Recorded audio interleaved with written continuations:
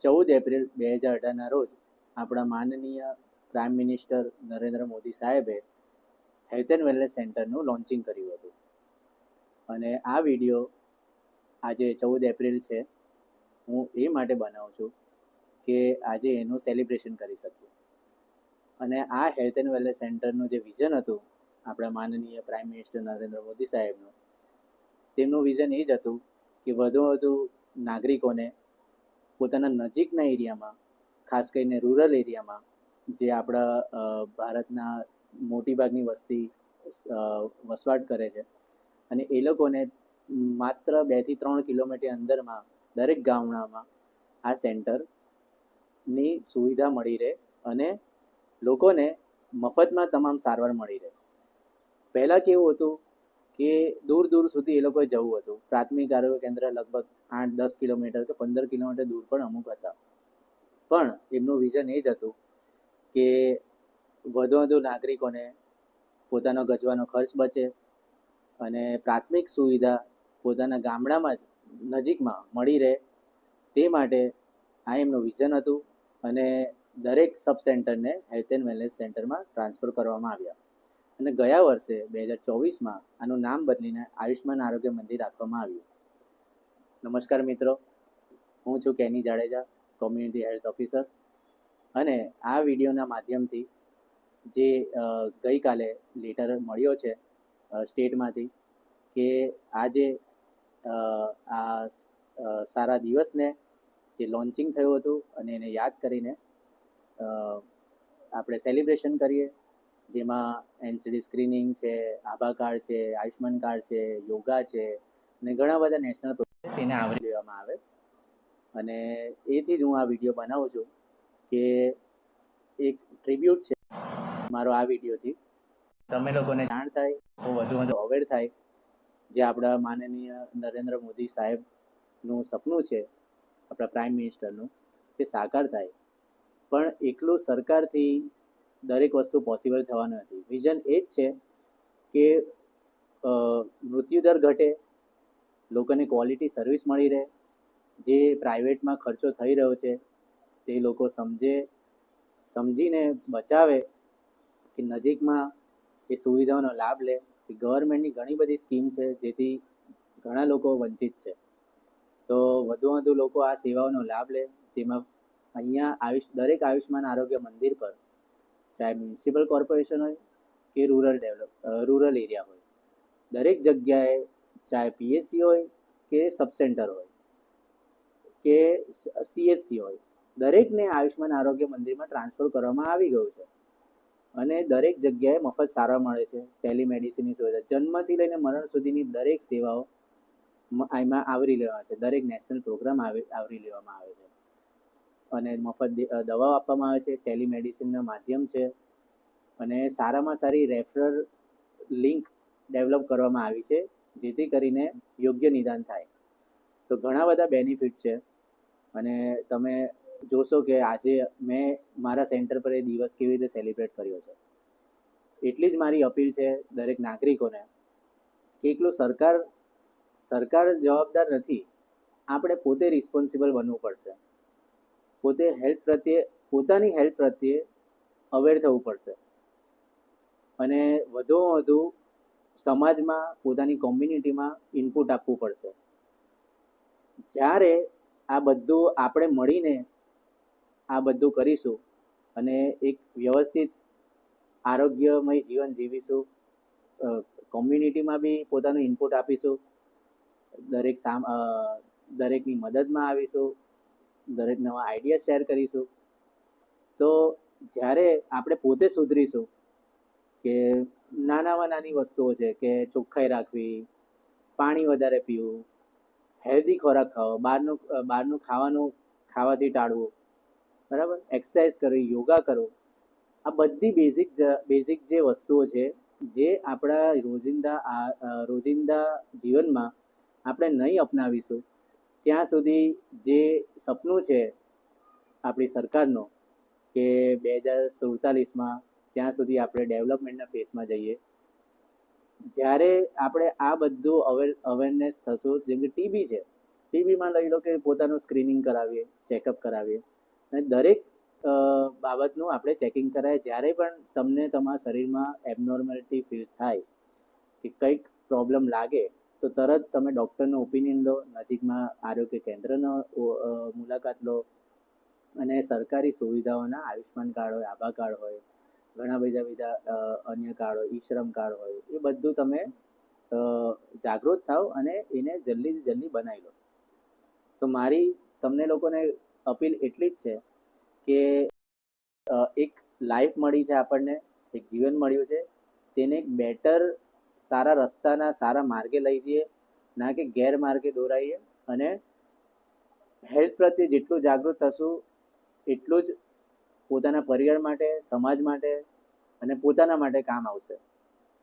તો મારી વિનંતી છે કે વધુ લોકો નજીકના આરોગ્ય કેન્દ્રનો સંપર્ક કરે જ્યારે જે બી કામ હોય હેલ્થ પ્રત્યે, અને પોતાના કોમ્યુનિટીમાં, પોતાના સમાજમાં એક ઇનપુટ આપે, યોગદાન આપે અને આરોગ્ય પ્રત્યે વધુ લોકો આગળ આવે, મદદમાં આવે, જાગૃતતા લાવે, કેમ્પેન કરે અને સમાજમાં, સોસાયટીમાં એક વ્યવસ્થિત ઇનપુટ આપે.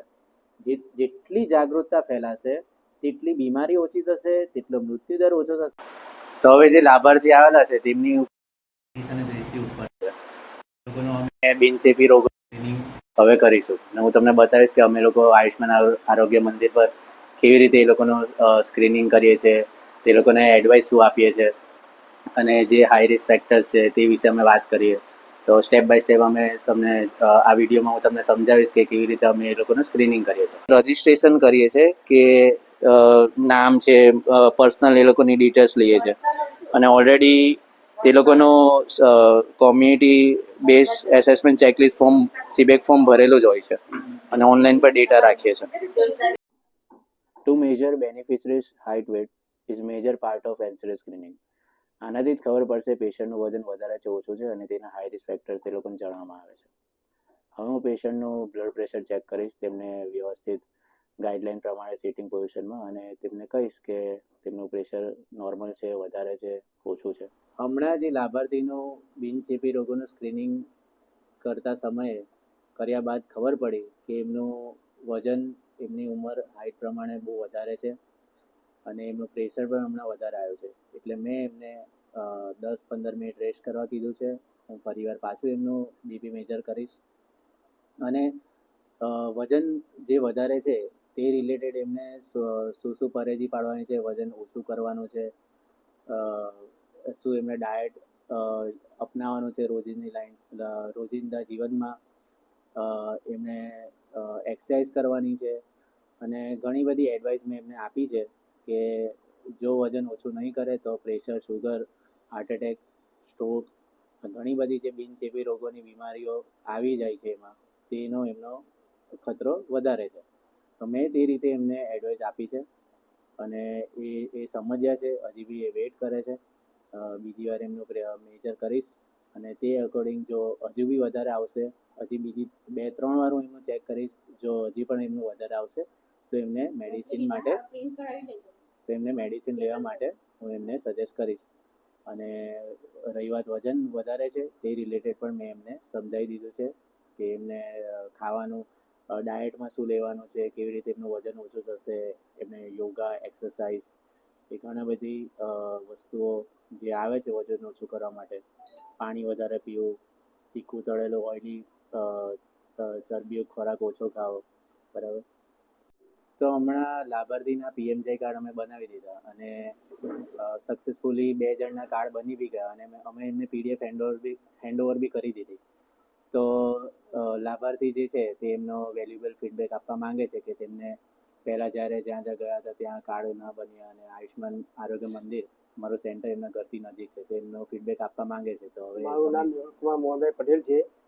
આ આયુષ્માન કાર્ડ માટે હું ઘણા સમયથી હું ટ્રાય કરતો હતો, તો કશેથી કાર્ડ બનતો ન હતો. પછી મારી પાસે ભટલાઈ આરોગ્ય કેન્દ્રમાંથી મારી પર ફોન આવ્યો હતો કાર્ડ બનાવવા માટે. તો મેં આટલે આવીને ટ્રાય કરી છે, પરંતુ તરત જ મારો અને મારા મિસેસનો કાર્ડ બની ગયો છે. એ માટે ખૂબ ખૂબ આભાર. થેન્ક યુ મેહુલભાઈ. અને આભાર માનવાની કંઈ જરૂર જ નહીં, અમારું આ કામ છે. અને આઈ હોપ તમને અમારી ટીમ દ્વારા જે બી કામગીરી તમને ગમી હોય. તો લાભાર્થીને જ્યારે મેં ઓબ્ઝર્વ કર્યું ત્યારે સ્કિન પર એક થોડુંક પેચ જેવું અને લેપ્રસીનું થોડુંક શંકાસ્પદ લાગતું હતું. તો હું એનું પણ એક સ્ક્રીનિંગ કરી લઉં છું જો બેન આવે છે તો હવે હું એમનું કરીશ. લેપ્રસીનું અમે સ્ક્રીનિંગ કેવી રીતે કરીએ છીએ અને શંકાસ્પદ કેસ કેવી રીતે શોધીએ છીએ. અમે ઓન ટ્રીટમેન્ટ અમારી ઓથોરિટી નથી મૂકતા નથી, પણ શંકાસ્પદ લઈને અમે હાયર સેન્ટરમાં રિફર કરીએ. પેનના પોઈન્ટથી પિંચ કરું, તમે આંખ બંધ કરજો અને હું 1 થી 10 ગણવાનું જ તમારે. હું જ્યારે જે બોલીશ ત્યારે ફીલ થાય છે એવું તમે ખાલી કહેજો. આંખ બંધ કરજો. વાગે છે? આંખ બંધ જ રાખો. વાગે છે? વાગે છે? વાગે છે? વાગે? હવે મનમાં 1 2 3 4 ગણજો. હું કહું તારે બોલો. 1 2 3 4 5. ઓકે. પીએમજય આયુષ્માન કાર્ડ માટે લાભાર્થી આવ્યા છે અને હું તમને બતાવું કે અમે આયુષ્માન આરોગ્ય મંદિર પર તે લોકોની આયુષ્માન કાર્ડ બનાવવાની પ્રોસિજર કેવી રીતે કરીએ. અને આયુષ્માન કાર્ડ બનાવવાથી મોટી બીમારીઓના પ્રાઇવેટમાં મફતમાં સારવાર થઈ શકે. તો આ કાર્ડ ઘણું જરૂરી છે દરેક નાગરિક માટે. તો હું તમને પ્રોસિજર બતાવું. સૌથી પહેલાં તો હું પીએમજયની એપમાં લોગિન કરીશ અને તમે લોકો પોતે પણ બેનિફિશરીમાં જઈને પોતાનું આયુષ્માન કાર્ડ પોતે જ બનાવી શકો છો. જો તમને રેશન મળતું હોય તો તમે મોસ્ટલી કરી શકો છો. અને કેમ કે આવકના દાખલાથી ઓપરેટર આઈડી જોઈશે. અને હું હમણાં બેનિફિશરીથી લોગિન કરું છું કે જે હમણાં લાભાર્થી તેને ઓલરેડી રેશન મળે છે, તો એ લોકોનું ક્વિક બની જાય છે. જેમાં જરૂરી પુરાવા તમારે આપવાના હોય છે કે આ રેશન કાર્ડ, એવી ઝેરોક્સ લાવો તો ચાલે. રેશન કાર્ડ છે, આધાર કાર્ડ છે, જે તે લાભાર્થી આવવાનું હોય. નહીં આવે તો પછી એને ફોટો લઈને આવે, ઓટીપી આપી દે. ઓટીપીથી આધાર સાથે લિંક ના હોય તો પછી ફેસ આઈડીથી ઓથેન્ટિકેશન કરીએ, ફિંગરપ્રિન્ટથી કરીએ. અને સિમ્પલ પ્રોસિજર છે, નોર્મલ ડિટેલ્સ નાખવાની હોય છે. તો તમે ઘરે પણ પોતાનું બનાવી શકો, કાં તો નજીકના આરોગ્ય કેન્દ્રનો તમે મુલાકાત લઈ શકો છો. અને ઇઝી છે અને કેવાયસી થાય અને પછી અપ્રુવલ માટે જાય. અપ્રુવલના જે પણ ઓથોરિટી પર્સન હોય તે તમારું બધું ક્લિયર હોય તો અપ્રુવલ આપે.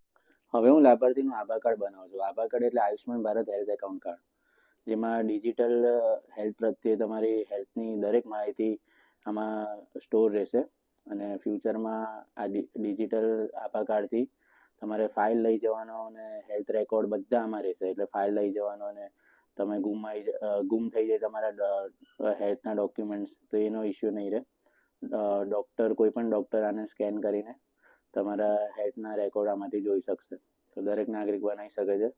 આરોગ્ય કેન્દ્ર પરથી કાં તો પછી તમે પોતે પણ બનાવી શકો છો. એની એપ પણ છે, વેબસાઇટ પણ છે. ડ્રાઇવિંગ લાઇસન્સ અને આધાર કાર્ડથી તમે બનાવી શકો છો વિથ ઓટીપી લિંક, કાં તો પછી ડેમોગ્રાફિક કરીને હું જે બનાવું છું આમાં ખાલી કન્સેન્ટ આપવાની હોય છે. જો મેં ટિક કર્યું અને બની ગયો, હું પીડીએફ આપી દઉં લાભાર્થીને, કાં તો સ્ક્રીનશોટ લેવા કહી દઉં, કાં તો ફોટો પાડવા કહી દઉં. બધાને ઘણું જરૂરી છે. તો જેમ તમે વિડીયોમાં જોયું, મેં ટ્રાય કરી છે કે તમને મોસ્ટલી આ ડેમાં શું મેં સેલિબ્રેટ કર્યું. જેમ કે એનસીડી સ્ક્રીનિંગ કર્યું છે, આયુષ્માન કાર્ડ બનાવ્યા છે, આભા કાર્ડ બનાવ્યા છે, લેપ્રસીનું સ્ક્રીનિંગ કર્યું છે અને બીજા બધા ઘણી બધી નાની નાની ડિટેલ્સ જેટલા લાભાર્થી હતા એ લોકોને મેં શેર કરી છે કે કેવી રીતે હેલ્ધી લાઈફસ્ટાઈલ જીવી શકીએ. આઈ હોપ તમને વિડીયો ગમ્યો હોય. મેં ટ્રાય કરી છે કે મેક્સિમમ તમને બતાવું અને આગળના વિડીયોમાં આવી રીતે જ આરોગ્યલક્ષી વિડીયો હું બનાવતો રહીશ. તમે એને જોજો. વિડીયો જોવા માટે થેન્ક યુ. આવા જ વિડીયો તમારે જોવા હોય તો તમે મારી ચેનલને ફોલો કરો, લાઇક કરો, સબસ્ક્રાઈબ કરો, કમેન્ટ કરો. હું આવા જ તમને ઇમ્પોર્ટન્ટ વિડીયો જે રૂટીનમાં કામ લાગે એવા હું બનાવ્યા કરીશ. વિડીયો જો પસંદ આવ્યો હોય તો વધુ શેર કરો. Thank you.